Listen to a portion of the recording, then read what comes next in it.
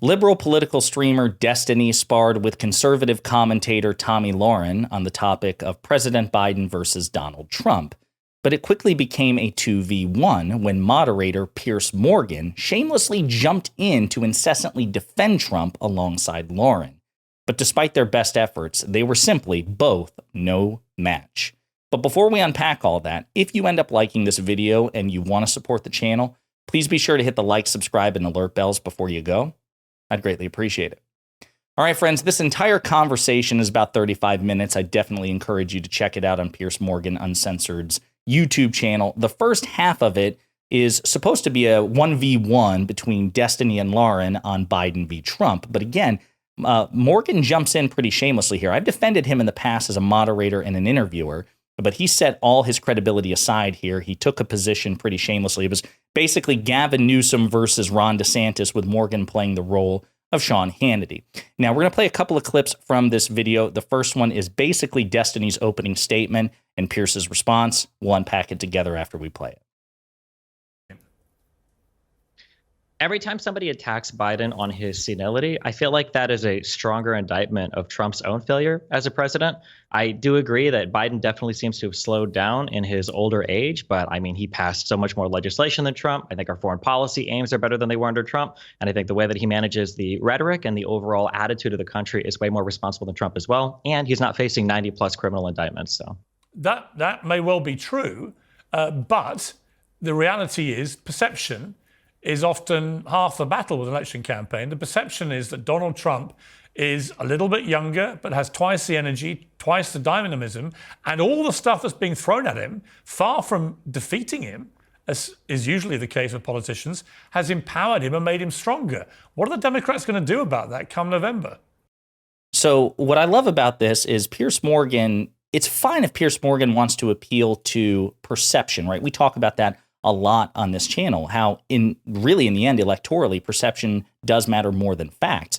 But Piers Morgan's supposed to be an intellectual. He's supposed to be a conservative thought leader. Why does he not care about facts? He doesn't even address it. He doesn't even concede it. It's like he tries to dodge it. And he's like, well, all those facts about Biden being a much more competent administrator and legislator and just executive in general, that may be true. But what about the fact that everyone thinks he's senile? Well, as we've discussed, the fact of the matter is that a majority of Americans also think that Donald Trump is mentally unfit to be president. Granted, more people feel that way about President Biden, but it's not like Donald Trump is the embodiment of mental fitness with respect to American perception. Poll after poll after poll shows that Donald Trump is also seen as mentally unfit to be the president of the United States. And that's a reality that conservatives and centrists simply have not grappled with. So with that in mind, this is Destiny's response. I think all Democrats can kind of hope for is that the perception of the economy continues to increase. Consumer sentiment is starting to climb again. I think that Trump is also stumbling into a few misspeaks on his own. I think there was that clip of him mixing up Nikki Haley and Pelosi. There was him talking about, I think it was the deserts of Vietnam. Both of these guys are definitely, I'd say, hitting their older age, their golden years. So I don't know if Trump is going to be free of any of the misspeaks that Biden has found himself stumbling into recently as well. And again, Stephen probably didn't hit that as hard. Destiny didn't hit that as hard as he could have. But that was a great thing to point out, that Donald Trump is wrestling with this as well. Now, in response, Tomi Lahren and Piers Morgan tried to downplay it immensely. But in this next clip that I want to show you, Piers Morgan appeals to Trump's entertainment, his charisma. He's like, listen, okay, you can talk about record and everything, but, Donald Trump is so charismatic. He's so funny. What about that, Destiny? I mean, it depends on what you're pushing for. I mean, if you want to elect a comedian because he's got good charisma, then I agree that Trump definitely has better stage presence than Biden does. I think if you're a Democrat, you want to support Biden, you just have to try to stick in the realm of fact. Republicans inhabit a totally separate world right now. I just heard Tomi Lahren say that we're doing better on the foreign policy front because Trump was better for being in endless wars. I mean, he bombed Syria. He abandoned Kurdish allies. He kicked the can down the road in Afghanistan. He hid Yemen drone strikes from us. He was still part of the Saudi-led coalition to bomb Yemen. He didn't do anything about Russia's takeover of Crimea. I mean, like, the idea that Trump was better on any of these areas of foreign policy is ridiculous. The idea that he was better domestically when he completely mishandled Obama, by the way. That was Obama's Obama, not my my anointed friend. one. That's great. But Trump still didn't do anything about it. Even if you think that Trump does have good ideas for the country, he has just failed as a leader. He's a failure of a businessman. He's a failure of a leader. He can't get people together to write legislation. Joe Biden, in all his senility, was somehow able to pass the same infrastructure bill that Donald Trump said for 4 years he was going to get done. He didn't. Donald Trump couldn't even repeal or replace Obamacare, which is what a lot of Republicans literally voted him to do. Like, the idea that Trump is a competent leader is anything more than just a comedian or a guy that does funny one-liners on Twitter is delusional. And again, nobody actually addresses this. When Pierce responds, he was like, well, you can't blame Trump for Crimea because that happened in 2014 under President Obama. But Destiny's point was that Donald Trump didn't do anything during his presidency to curb Russia's imperialist appetites, right? Clearly, right? There may have been a delay, and Lahren and Morgan are trying to credit Trump for that somehow, but they can't point to specific actions that he undertook to deter Russia. It may have just very well been a pause, right, for Russia to build up more resources to make its inevitable attack against Ukraine. Or perhaps they thought that under Trump, they wouldn't need to invade because Trump himself would weaken NATO and those European alliances such that, Putin wouldn't feel the urge to do so. But again, they just make this like the spurious claim for which there is no evidence. Now, in this clip, it goes back to the matter of Afghanistan. Piers Morgan tries to hit Biden and Destiny indirectly on the matter of Afghanistan, and Destiny has a great response. About Hunter Biden. What about what Joe Biden did in Afghanistan, which was the most shameful and disgraceful overnight fleeing of a country and throwing millions of Afghan women back to the Taliban walls? Now, you can blame Trump all you like for that, but the bottom line is it happened under Joe Biden on his watch. He was president. It was a catastrophic failure, that evacuation. So many allies and friends of the Americans were left in its wake. Many people died that day. And women in Afghanistan have gone back to the medieval dark ages. That's on Joe Biden, isn't it? No. If you read the special inspector general report for Afghanistan, the whole reason why that pullout happened on that timetable was because of the Doha agreements that Donald Trump signed. He drew our troop levels down to historic lows in Afghanistan for when Biden came into office because Donald Trump put America on a timetable to leave that country. If Biden wanted to, he could have come in and undone that. So just to be clear though, Destiny, you're blaming Donald Trump for a decision that was taken 8 months after he left office. That decision was taken under Donald Trump. The timetable was established under Donald Trump. He didn't have to stick to it. Joe Biden's a big boy. He's the president of the United States. I mean, Tommy, it seems to me that the desperate attempts... Is he a big boy, Piers? Is he a big boy? I'm not so... So this is the maddening part. Again, conservatives and centrists seem to have this understanding or this perception that time just, resets when a new president is inaugurated. Like when Joe Biden was inaugurated in January 2021, everything that had happened prior to that just, ceased to be. It's just like a reset, right? That's not how time works. It's not how time has ever worked. Joe Biden inherited the context left for him by Donald Trump, much like Donald Trump, when he was inaugurated in January 2017, inherited the context, good and bad, left for him by Barack Obama, and so on and so forth, all the way down the timeline to President Washington. So what is Destiny talking about? Well, what Destiny's talking about is the Special Inspector General's report in terms of the Afghanistan withdrawal. They said SIGAR, that's the acronym for the Special Inspector Report, found that the single most important factor in Afghanistan's collapse in August 2021 was the U.S. decision to withdraw military forces and contractors from Afghanistan through signing the U.S. Taliban agreement in February 2020 under the Trump administration. So I want to be clear here. Joe Biden, as president of the United States, certainly had command responsibility for what happened in Afghanistan. I won't dispute that, right?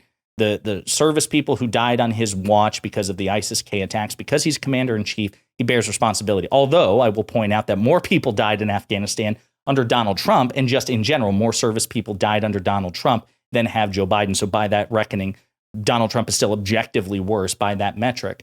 But context matters. So as Destiny points out, Donald Trump set the terms. He had 4 years, which Piers Morgan and Tomi Lahren don't want to contend with. He had 4 years to withdraw from Afghanistan. He didn't. He waited until the last minute to kick the can down the road, and he set it up for abject failure. He didn't include the Afghan government or the Afghan military in the negotiation with the Taliban, a terrorist organization. So Donald Trump negotiated with terrorists, granted them legitimacy, didn't negotiate with our allies in Afghanistan. He retrograded U.S. forces from like 13,500 troops down to 2,500 troops, thus giving Biden the difficult choice. Like, hey, listen, you want to, extend the timeline, then, well, the Taliban will start shooting U.S. troops because, by the way, that was a condition of the Trump-Doha agreement, that as long as Trump abided by the timeline, the Taliban wouldn't attack U.S. allies and U.S. personnel, meaning that if, as Piers Morgan suggests, Joe Biden had been a big boy and broken the timeline, the Taliban, some 80,000 strong, would have been attacking 2,500 U.S. troops, which meant that Joe Biden would have either had to reinvade Afghanistan or just allow troops to be shot at. And I imagine Piers Morgan and Tomi Lahren would be upset in that respect either. So it was a no-win situation. Donald Trump also arranged for the release of 5,000 or more Taliban fighters, imprisoned Taliban fighters, to be given back to the Taliban. It was one disastrous Trump decision after another. But stupidly and in bad faith, Lahren and Morgan are making the case, well, none of that matters because time just reset when Joe Biden became president. And because Joe Biden wasn't legally bound to adhere to the Doha agreement, then he could have just done whatever he wanted. Yes, Joe Biden had the authority to renege on Trump's deal. There's no question about that. That was not Destiny's position. Destiny's position is if Biden did that, then the Taliban would have attacked a drastically weakened U.S. force in a foreign country that we were trying to get out of, and thus we would have accrued more casualties, or we would have had to basically reinvigorate the war. So it's just this really stupid bad faith argument from the conservatives here, but I digress. Last clip I want to play is Destiny addressing the situation at the southern border. Well, not only a massive problem, but that President Biden, to date, in his tenure, has done absolutely nothing but make it worse. I don't know about absolutely nothing but make it worse. I think one of the issues right now is Republicans are holding up funding to actually apportion more money to border security. I think that there are definitely border problems that exist right now that definitely need attention. But I think comparing it to Donald Trump, when he was able to utilize the emergency of COVID and the fact that the immigration numbers were at historic lows over the COVID period, and then to say that, well, look, he did a way better job than Biden did, where once COVID ends and then everything starts to open up again, you see a huge surge of immigrants, isn't the most fair comparison. But obviously, yes, something needs to be done with the border, of course. And I hope that Republicans approve funding in Congress for something to actually be done. So again, great point by Destiny to point out when Piers Morgan and Tomi Lahren have no response for it, which is, okay, number one, Morgan just wildly says that everything Joe Biden did has made the border situation worse, but he doesn't identify one thing that Joe Biden did to do it. Again, it's just a spurious claim. It's something bad happened under Biden, ergo, Biden is directly responsible for it. Something good happened under Trump. Trump gets all the credit for that. Something bad happens under Trump. Well, we ignore it. Doesn't count. It's a completely gerrymandered standard of accountability. You need to actually point to things that Biden did or Trump did on the border, which is different. But the fact of the matter is, as we've discussed again and again and again, border manpower, border funding, border policies are virtually identical under Biden compared to Trump. Biden's just a bit more humane. I say a bit because he's actually gotten legitimate criticisms from the progressive flank of the Democratic Party for not being humane enough. But at the end of the day, the president, the sitting president, whoever it is, can only make do with what he's given. It's up to Congress to change legislation, to provide funding, to provide manpower.